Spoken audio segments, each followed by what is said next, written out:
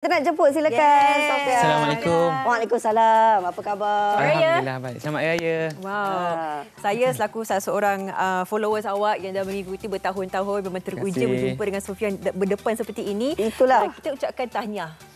Saya pasti dah banyak tahniah awak terima, tapi daripada kita nak tahulah juga mungkin sedikit perasaan awak diiktiraf dalam peringkat antarabangsa, dibawa untuk berjumpa dengan idola awak sendiri. Mana perasaan dia? So sebenarnya perasaan saya, orang cakap boleh sangat-sangat teruja sebab yang menang tu sebenarnya nombor 2. Nombor 1 saya adalah saya dapat jumpa dengan idola saya sebab tu adalah impian saya 4 tahun lepas. So saya keep buat video pun sebab saya nak capai goal tu. So bila dah capai goal tu, saya rasa macam sangat-sangat bersyukur, sangat-sangat berterima kasihlah kepada Zack King sebab jemput saya untuk join pertandingan tu. Dan apabila saya menang pertandingan tu pula, saya rasa macam tu adalah orang panggil rezeki berganda dekat situ. So overall perasaan saya sangat-sangat gembira. Kalau kita lihat sebenarnya ini penyertaan yang disertai oleh semua ahli seluruh dunia kan. Betul. Tetapi apabila dipilih itu kan dah sampai sana kena pula ada cabarannya. Kita nak tahulah seronok bila tengok Sofia sendiri melakukan pelbagai cabaran, termasuklah ada cabaran fear factor pun tahu. Kongsikan pengalaman kami sewaktu sampai tu, apa yang perlu anda lakukan untuk menang pertandingan tersebut. Okay, so sebelum kita orang sampai sana, beberapa minggu sebelum ni dia bagi kita orang ada video call, dia cakap kita akan ada cabaran di sana. Tapi dia orang tak bagi tahu apa sebab dia orang just bagi tahu prepare mental. Wow. Sebab akan ada main. Dia orang bagi tahu kita akan bermain dengan air, bermain dengan binatang, tapi dia orang tak bagi tahu macam mana. So bila pergi sana, saya punya fokus saya nak buat video. So saya fokus saya memang saya prepare untuk video saja, tak prepare untuk benda tu. So sampai sana bila mana kita orang diberitahu untuk lalu atas titian tali, lepas tu kena main dengan binatang tu. Masa tu saya memang terkejut, tapi saya letak dalam diri saya tak apa. Kita dah datang daripada Malaysia, dah jauh sampai sini. Dan kita tengah bertanding dengan orang luar negara. So nak tak nak saya kena buat yang terbaik supaya orang yang tengok pun akan rasa bangga. Cabaran dengan haiwan berbisa tu macam mana pengalaman? Saya kalau boleh saya dah surrender. Kira tu kali pertama saya main dengan lipas dan juga ular. Saya rasa tu bukan lipas, dia ada binatang spesifik nama dia. Tapi disebabkan saya rasa macam tu orang cakap pengalaman ni tak boleh nak dibeli kan. So saya sampai situ, saya just buat je, pejam mata buat je. Yang penting biar benda tu settle. So alhamdulillah. So saya dapat lepasi cabaran tu, and sebenarnya diorang pun terkejut sebab dekat situ saya orang yang paling kecil. And diorang semua sebab diorang kan besar kan. So bila sampai situ, bila saya mampu buat itu, so diorang semua memang bagi supportive punya support, and saya rasa macam dekat situ kita disokong oleh semua orang. Okey, Sofia, sebenarnya berborak dengan awak berdepan ni, saya melihat awak seorang yang sangat soft spoken. Walaupun soft spoken, tetapi semangat awak luar biasa. Tak kira lah daripada sudut fizikal ataupun dalam menentukan hala tuju kerjaya ataupun passion awak sendiri. Jadi dalam masa 10 tahun inilah yang kita melihat awak dalam perjalanan untuk memberikan kita video-video editing yang cukup power, mantap. Memang bakat awak luar biasa. Mata awak melihat tu lain.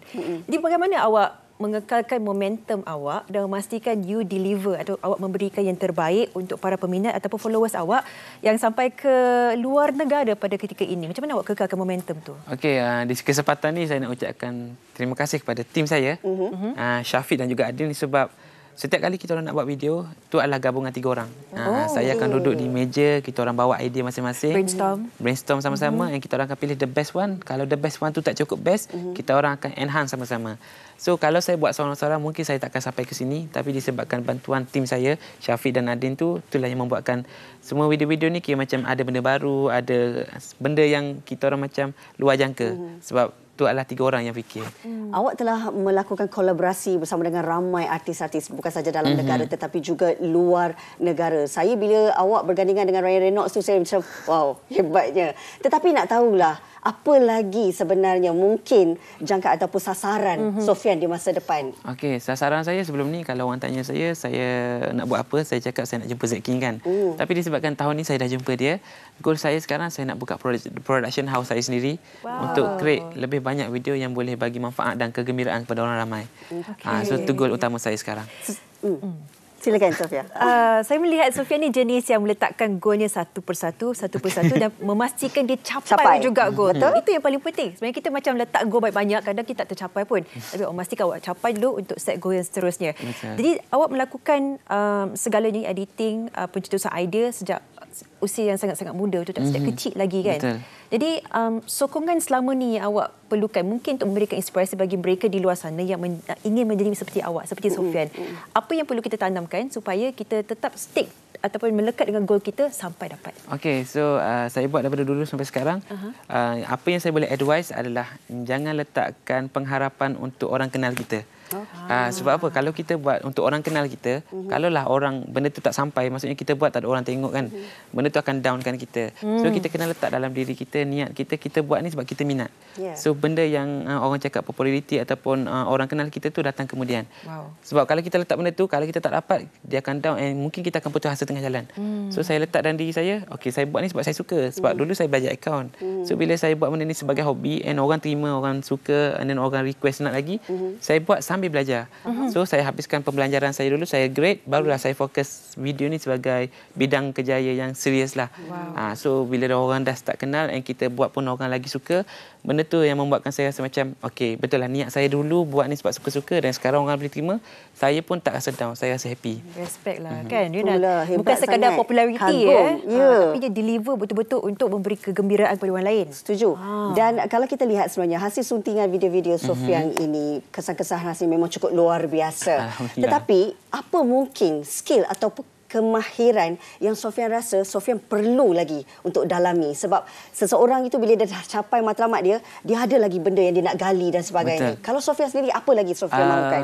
Yang saya perlukan sekarang adalah untuk belajar lebih dalam bidang 3D animation. Sebab sekarang kan contohlah meja ni kosong kan, saya nak make sure editing tu saya nak letak benda yang bergerak atas ni, tapi bila orang tengok, orang tak tahu yang benda ni adalah editing. Saya nak trick mata orang menggunakan realistik punya item. Sebab benda tu dah dicapai oleh luar negara. Kita tengok cerita Marvel ke cerita apa-apa superhero, benda yang tak wujud pun orang boleh wujudkan. So saya nak capai tahap di mana saya boleh wujudkan benda yang tak pernah wujud. Sofian, bila kita menonton video-video awak, nampak macam sangat smooth, cantik. Dan kadang-kadang kita tak sedar pun kata magic yang awak letakkan dalam pemikiran kita. Tapi usaha awak untuk mencapai satu tahap seorang video editor, curator dan sebagainya, adakah susah untuk awak mendapatkan segala skill seperti itu, kemahiran seperti itu? Macam tadi kita cakap pasal passion kan. Passion paling penting. Kenapa? Saya bukan belajar dalam flow yang betul. Bukan flow yang betul. Flow yang orang cakap proper lah. Sebab saya ni adalah budak account. Dan saya belajar semua daripada YouTube. So, saya hanya belajar apa yang saya perlu belajar. Di mana saya nak buat efek magic api, saya belajar pasal api. Tapi orang yang betul-betul belajar dalam bidang editing filmmaker ni, diorang belajar A to Z. So, macam saya tengok apa yang saya perlu saja. So sebab tu saya rasa macam orang panggil struggle tu adalah saya kena tonton video tutorial dalam 5 jam ke 10 jam sambil buat. Itu cara saya daripada dulu sampai sekarang. Saya buka laptop saya kan ada 2 skrin. Satu saya tengok tutorial, satu lagi saya edit. Saya buat sambil edit sebab selagi saya tak capai apa yang saya mampu buat daripada video tutorial tu, saya akan keep buat sampai jadi. So saya amalkan benda tu sampai sekarang. Tahap fokus awak tu lain macam. So biasanya orang belajar mengikut buku, silibus dan sebagainya. Tapi Sofian ni dia tahu apa yang dia nak, dia cuba capai dan dia belajar sendiri walaupun perkara itu mengambil masa 10 jam untuk belajar. Sekadar buat api tu saja.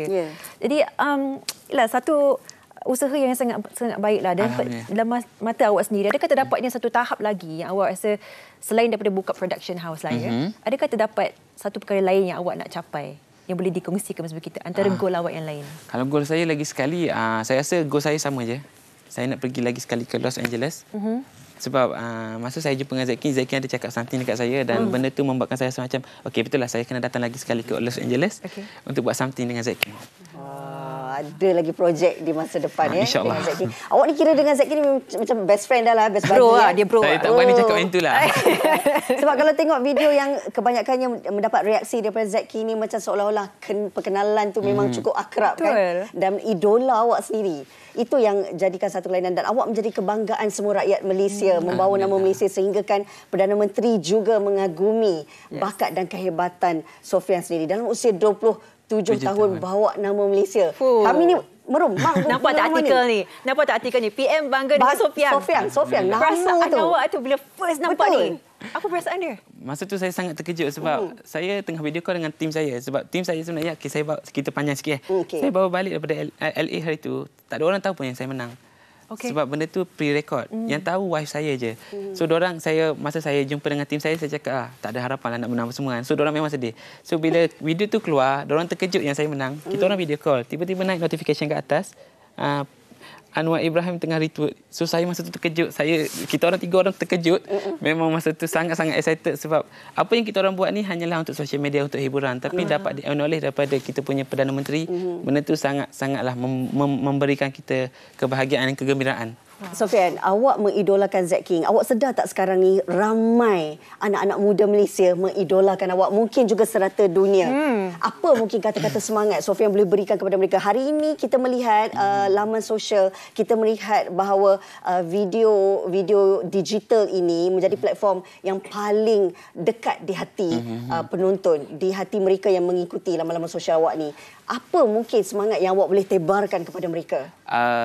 Apa yang saya boleh cakap adalah kalau kita dah buat video, kalau orang dah support kita, semakin kita naik, kalau boleh kita kena jadi semakin rendah. Maksudnya merendahkan diri kita sebab kita bagi orang selesa dengan kita bagi orang rasa macam kita ni adalah seorang yang friendly. Sebab saya belajar daripada idola saya. Idola saya walaupun dulu dia ada juta follower, and saya baru buat video, dia nampak saya, dia panggil saya ke Indonesia untuk jumpa. So saya nak buat benda yang sama, kita spread positif kepada orang ramai dan kita jangan pernah orang bercakap membanggakan dirilah. Betul. Tu piala tu mana? Tak muat dalam lagi. Allah. Lagi saya kecil je, so piala tu tinggi. So, boleh tengok sendiri di laman media sosial Sofian sendiri, dan saya sangat tertarik dengan apa yang disebutkan awak. Lagi tinggi yang awak berada ni, lagi kita kena rendahkan diri.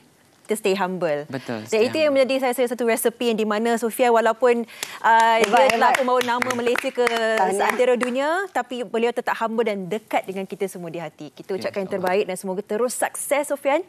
Kita akan terus follow dan bagi segala semangat kat awak. Terima kasih. Kami sebagai sebahagian daripada peminat-peminat, saya mewakili mereka yang menonton ketika ini, mendoakan yang terbaik untuk perjalanan kerjaya awak, membuka pintu rezeki lebih besar lagi dan memberi lebih banyak semangat kepada anak-anak muda. Selamat maju jaya. Terima kasih bersama kami di Malaysia pagi ini.